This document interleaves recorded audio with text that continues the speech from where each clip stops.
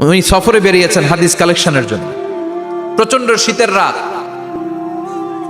উনি মাগরিবের নামাজ, এশারের নামাজ পড়ে একটা মসজিদে শুয়ে পড়লেন, আর শুয়ে শুয়ে হাদিস পড়তেছেন। কি পড়তেছেন? কথা বলেন।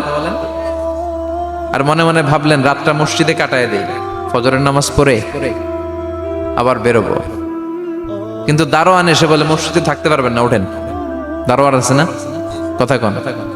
আহমদ ইবনে হাম্বল বললেন আমি শুধু রাতটা থাকতে চাই, আমি তো ফজরেরও মুসল্লি, ফজর নামাজ পড়বো তো এই মসজিদে, আমার থাকতে দাও। দারোয়ান তো দেয় না, কেন? মসজিদে থাকার জায়গা না, যান মিয়া।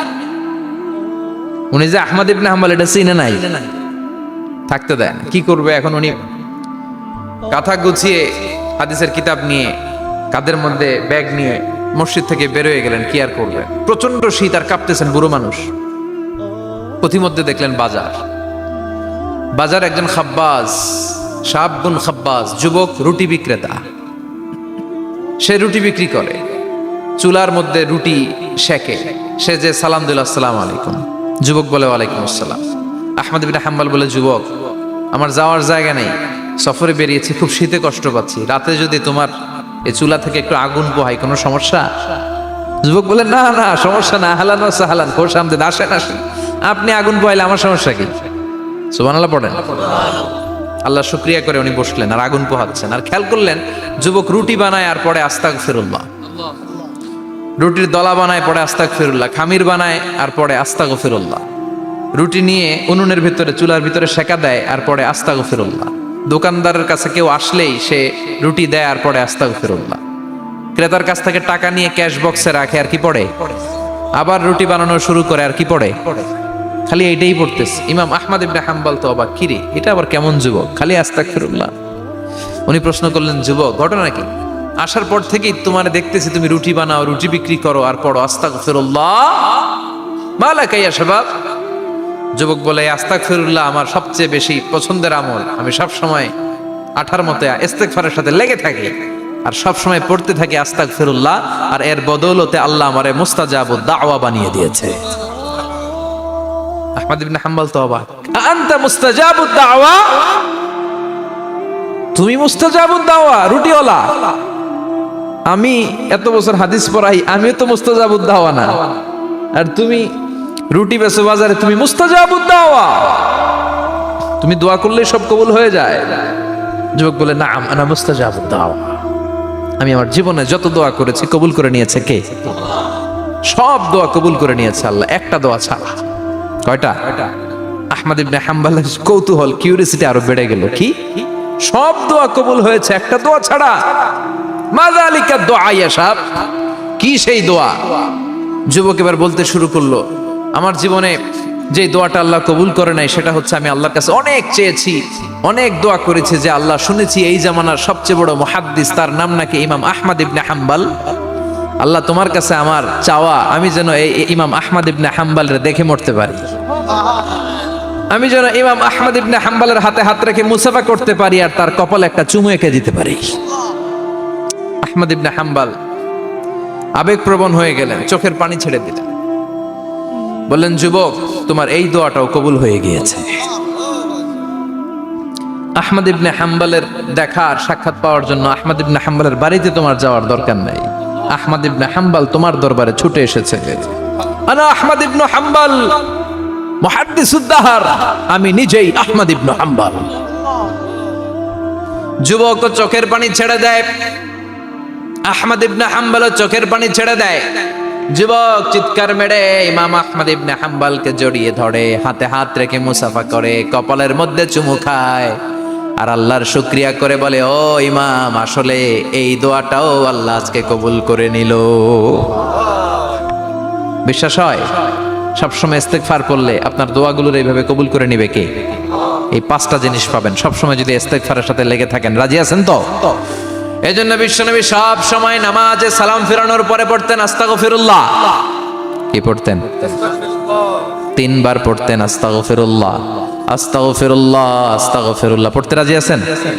ইস্তেগফারের অনেকগুলো আলফাজ আছে, সবচেয়ে ছোট ইস্তেগফার হচ্ছে এটা, আস্তাগফিরুল্লাহ, আস্তাগফিরুল্লাহ।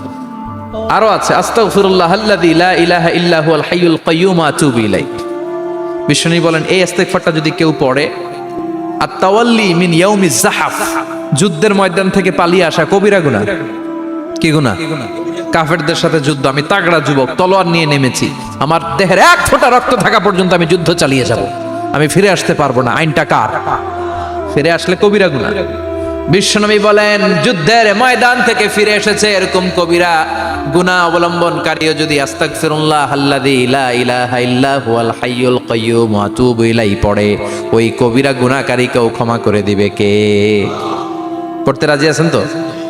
আবার সাইয়েদনা আবু বকর বললেন, ইয়া রাসূলুল্লাহ আল্লিমনি দুআআন আদউ বিহি ফি সালাতি, এমন দোয়া আপনি আমারে শিক্ষা দেন যেই দোয়াটা আমি নামাজে পড়তে পারি। বিশ্বনবী বললেন, পড়ো আল্লাহুম্মা ইন্নী যালামতু নাফসি যুলমান কাসীরান ওয়া লা ইয়াগফিরুয যুনুবা ইল্লা আনতা ফাগফিরলি মাগফিরাতাম মিন ইনদিক ইন্নাকা আনতাল গফুরুর রহিম। সুবহানাল্লাহ পড়েন। এটাও ইস্তেগফার। আমরা এটার বলে দোয়া মাসুরা, সালাম ফেরানোর আগে পড়ি না? যেখানেই ক্ষমা চাওয়ার কথা আছে ওইটারই কি বলে? ইস্তেগফার। আল্লাহুম্মা ইন্নী যালামতু নাফসি, আল্লাহ জুলুম করেছি, যুলমান কাসীরা, অনেক জুলুম, ওয়ালা ইয়াগফিরুয যুনুবা ইল্লা আনতা, তুমি ছাড়া এই গুনাহ ক্ষমা করার তো কেউ নাই, ফাগফিরলি মাগফিরাতাম মিন ইনদিক, তোমার দয়ায় আমারে ক্ষমা করে দাও, ইন্নাকা আনতাল গফুরুর রহিম, তুমি হলা ক্ষমাশীল। ঠিক কি না? এটাও ইস্তেগফার, এটাও পড়বেন। আর এই সব ইস্তেগফারের শ্রেষ্ঠ ইস্তেগফারের নাম সাইয়্যিদুল ইস্তেগফার। যত ইস্তেগফার হতে পারে এর মধ্যে সবচেয়ে শ্রেষ্ঠতম ইস্তেগফার নাম কি? কথা কন। বুখারীর বর্ণনা, শাদ্দাদ ইবনে আউস রাদিয়াল্লাহু তাআলা আনহু বর্ণনা করেন, এই সাইয়্যিদুল ইস্তেগফার দিনের বেলা যে পড়বে ওই দিনে মারা গেলে সে জান্নাতি। এই সাইয়্যিদুল ইস্তেগফার রাতের বেলা যে পড়বে ওই রাতে যদি ইন্তেকাল হয় ওই লোকটা জান্নাতি। মুখস্থ আছে না? কার কার মুখস্থ হাত তুলেন। মাশাআল্লাহ, তাবারাকাল্লাহ, মাশাআল্লাহ, মাশাআল্লাহ।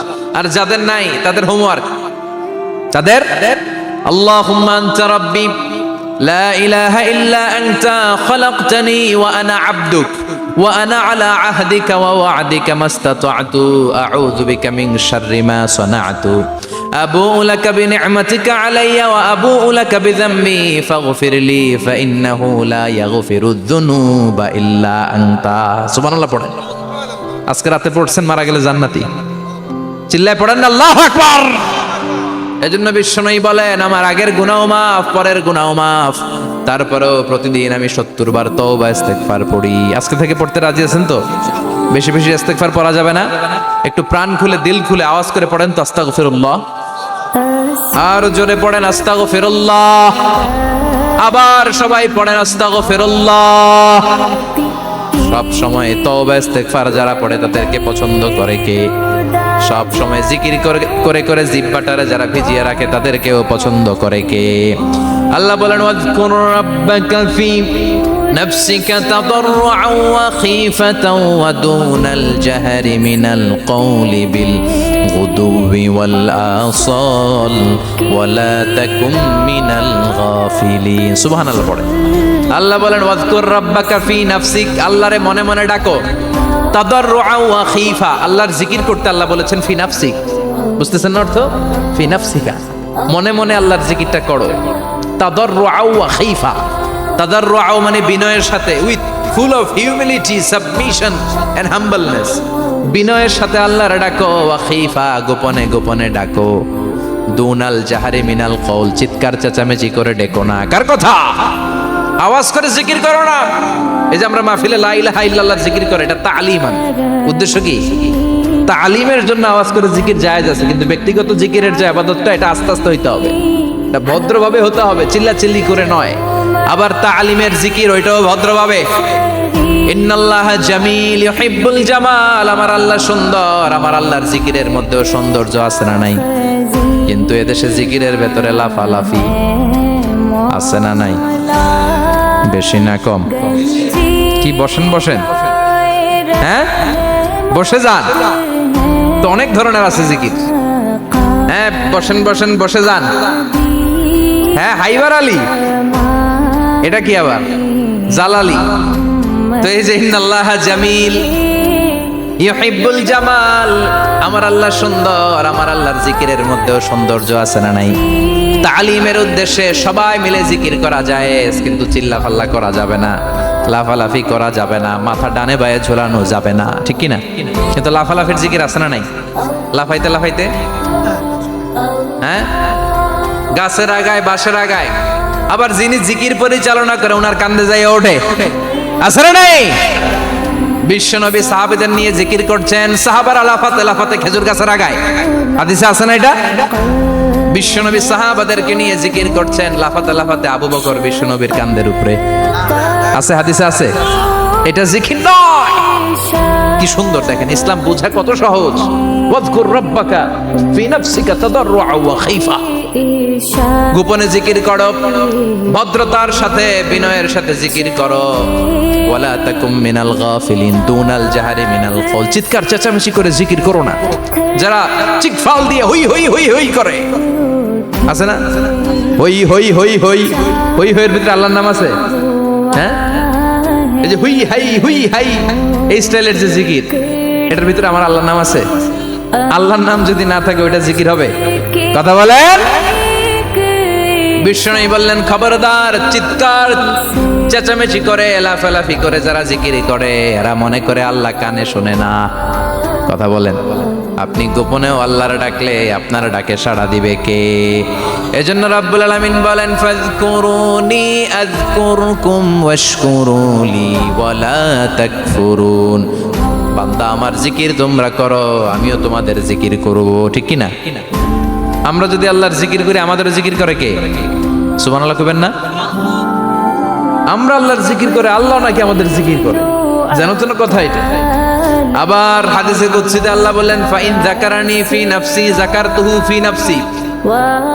আমার বান্দা যদি একা একা আমার জিকির করে, আমি আমার বান্দারে একা একা স্মরণ করি। ওয়া ইন যাকারানি ফি মালাইন যাকারতুহু ফি মালাইন খায়রিম মিনহু। এরকম মহা সম্মেলন করে যদি কেউ আমি আল্লাহর জিকির করে, আমি এর চেয়েও বড় মহা সম্মেলন ফেরেশতাদেরকে নিয়ে করে আমার বান্দারে স্মরণ করি। ওয়া ইন তাকাররাবা ইলাইয়া শিবরান তাকাররাবতু ইলাইহি যিরাআন। আমার বান্দা যদি আমার দিকে এক বিঘত আসতে চায়, আমি আমার বান্দার দিকে এক হাত এগিয়ে যাই। আমার বান্দা যদি আমার দিকে এক হাত আসতে চায়, আমি আমার বান্দার দিকে দুই হাত যাই। ওয়া ইন আতানি ইয়ামশি আতাইতুহু হারওয়ালা। আমার বান্দা যদি আমার দিকে হেঁটে হেঁটে আসতে চায়, আমি আমার বান্দার দিকে দৌড়ে দৌড়ে যাই। সুবহানাল্লাহ পড়ে। এজন্য বিশ্বনবী বলেন, লা ইয়াজালু লিসানুকা রাতবাম মিন যিকরিল্লাহ।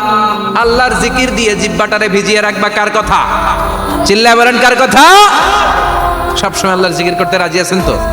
সবচেয়ে শ্রেষ্ঠ জিকির বিশ্বনবী বললেন, আফদালু যিকরি লা ইলাহা লা ইলাহা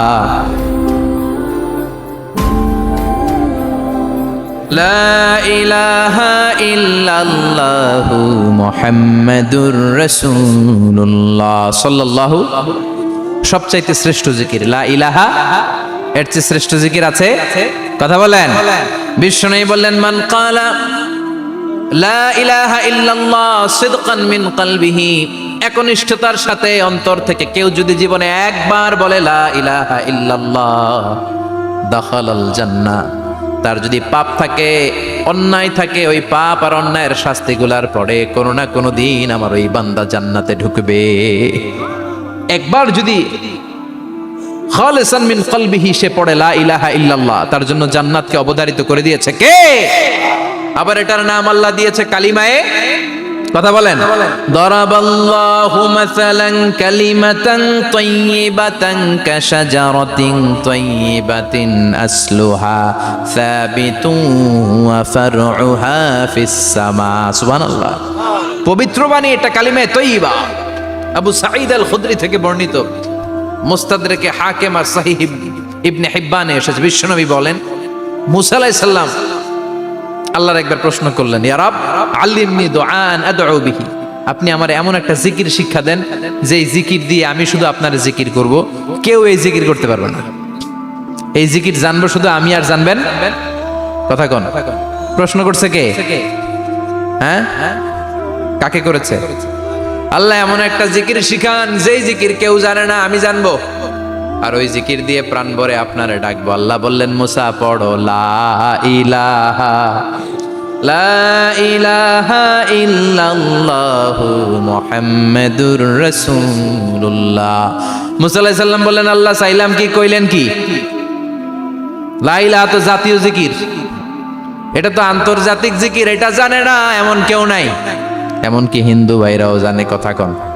আল্লাহ আমি তো চাইছিলাম এক্সক্লুসিভ, আমার জন্য স্পেশাল, এর চেয়ে সুন্দর আর কেউ জানবে না, এত সুন্দর একটা জিকির আপনি দিবেন, এটা আমি ডাকবো আপনারে আর আপনি শুনবেন। আল্লাহ বললেন, মুসা এর চেয়ে দামি আমার কাছে নাই। লাউ তাদউ লা ইলাহা ইল্লাল্লাহ ফি কাফা, লা ইলাহা রে যদি মুসা এক পাল্লায় রেখে দাও, ওয়াস সামাওয়াতু সাবউ ওয়াল আরদিন, সাত আকাশ সাত জমিন যদি আরেক পাল্লায় রেখে দাও, লা ইলাহা এক পাল্লায়, সাত আকাশ সাত জমিন আরেক পাল্লায় ওজন যদি দাও, লা রাজাহাত কাফাতু লা ইলাহা ইল্লাল্লাহ, মুসা দেখবা মুহূর্তের মধ্যে লা ইলাহা ইল্লাল্লাহর পাল্লা ভারী হয়ে গেছে। সাত আকাশ সাত জমিন এক পাল্লায়, শুধু লা ইলাহা ইল্লাল্লাহ আরেক পাল্লায়, মুহূর্তে লা ইলাহার পাল্লাটারে ভারী করে দিবে কে? এটা বিপ্লবী বাণী। আমরা এটার ভিক্ষার মধ্যে লাগাইছি। এখন ভিক্ষা করার সময় লা ইলাহা আছে না নাই? একটা টাকা দিয়া যান, আমি গরিব ইনসান, আর সমান একটা টাকা দিয়া যান, আমি গরিব ইনসান, আছে না নাই? জুমার নামাজের সময় ভিক্ষা করে, একটা টাকা দিয়া যান, আর লা ইলাহার জিকির লগে, আছে না নাই? এটা আমরা ভিক্ষার জিকির বানাইছি, এটা তো বিপ্লবী বাণী। এই বাণীর পক্ষে যারা, তারা ন্যায় আর সত্যের পক্ষে চিল্লায় বলেন ঠিক কিনা? এই বাণীতে যারা বিশ্বাস করে, তারা এক আল্লাহর সামনে মাথা নত করে দেয়। গোটা পৃথিবীর কোন শক্তির সামনে ওই মাথা নত হয় না, ঠিক কিনা? এই লা ইলাহা যারা আমরা মানি, আল্লাহ ছাড়া কারো সামনে মাথা নত করব? কোন শক্তি আমাদের মাথা নত করাতে পারে? এই কালেমার আন্দোলন যারা করে, তারা আল্লাহ ছাড়া পৃথিবীর কাউরে ভয় পায় না। আর তারা চায় কালেমার পতাকা পৃথিবীর মধ্যে যেন পথ পথ করে উড়ে, ঠিক কিনা? বাংলার জমিনে কালেমার পতাকা উড়ুক, আমরা চাই কি চাই না? কোনো একদিন এ দেশের আকাশে কালিমার পতাকা উড়বে, সেদিন সবাই খোদাই বিধান পে দুঃখ বেদনা ভুলবে। কোনো একদিন এ দেশের আকাশে কালিমার পতাকা উড়বে, সেদিন সবাই খোদাই বিধান পে দুঃখ বেদনা ভুলবে। চিৎকার করে বলেন ঠিক কিনা? এই কালেমার সমাজ যদি হয়, ওই সমাজে কেউ লাঞ্ছিত হবে না, ওই সমাজে কোনো নারী নিগৃহীত হবে না, ওই সমাজের কোনো কাজের মেয়েরা ধর্ষিত হবে না, ওই সমাজে দুর্নীতি থাকবে না, ঘুষ থাকবে না, চাঁদাবাজি থাকবে না, টেন্ডারবাজি থাকবে না। সমাজটারে শান্তি দিয়ে সমৃদ্ধ করে দিবে কে? এজন্য সব সময় জিকির করতে হবে একজনের, চিল্লায় বলেন তিনি কে? শ্রেষ্ঠ জিকির হচ্ছে লা ইলাহা। করতে রাজি আছেন? সব সময় জিকিরটা করতে রাজি আছেন? Every night and every day, every night and every day, never forget to say la ilaha illallah, never forget to say la ilaha illallah. পড়েন, every night and every day, every night and every day, never forget to say la ilaha illallah, never forget to say la ilaha illallah, never forget to say la ilaha illallah. When you're walking down the street, use your time and repeat and say in every heartbeat la ilaha illallah. When you're walking down the street, Use your time and repeat and say in every heartbeat La ilaha illallah. Every night and every day, every night and every day, never forget to say La ilaha illallah. চিল্লায় বলেন ঠিক কিনা? দিনে রাতে যে কোনো মুহূর্তে আমাদের জিহ্বার মধ্যে থাকবে কি? কথা বলেন, জিহ্বায় থাকবে কি?